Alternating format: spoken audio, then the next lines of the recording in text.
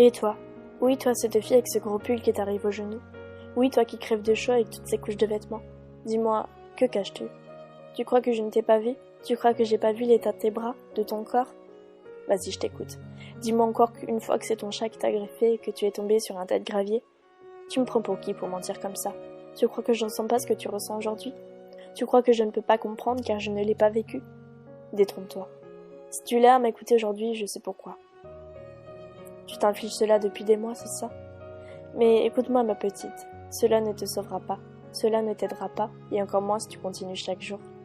Connais-tu la signification de cercle vicieux? Oui, ce cercle bien pourri qui te suit chaque jour et qui te pousse à te faire du mal. Et je sais que tu n'as jamais voulu commencer, que toi aussi tu pensais que ça te ferait du bien, alors t'as pris cette lame de rasoir. Et oui, je le sais. Tu te demandes comment? D'ailleurs, je te le dirai pas. Je le sais, c'est tout. Et je sais aussi que chaque fois que tu traces un putain de trait, de grosses larmes salées coulent sur tes joues. Aussi, ton cerveau te crie de t'arrêter, mais ton esprit, ta tristesse te pousse à continuer.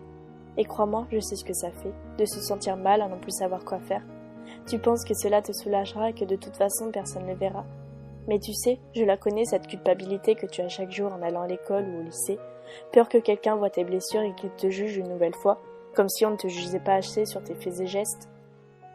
Je sais aussi que chaque jour, le matin, tu choisis un bon gros pull à manches longues pour que tes parents ne voient surtout pas ce que tu caches. Et oui, tu dois encore te demander comment je le sais. Et d'ailleurs, je sais aussi que, chaque soir, tu ranges ta lame de sorte que ce que personne ne la trouve, puis aussi, le sang qui coule de tes bras, tu le nettoies avec ce fichu chiffon, ce t-shirt que plus jamais tu ne mettras, ou tout simplement tu te mets au-dessus du lavabo pour que chaque goutte d'eau ensuite que tu laisseras couler effacera les traces de ton crime que tu infliges à ton corps.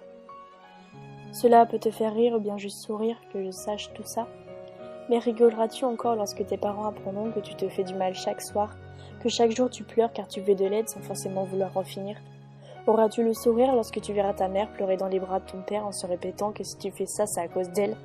Riras-tu lorsqu'à ce moment ton père répondra à ta mère que ce n'est pas de sa faute, mais que c'est de la sienne, que certainement il n'a jamais fait en sorte que tu sois heureuse, alors qu'en vérité, il t'a apporté tout le bonheur du monde?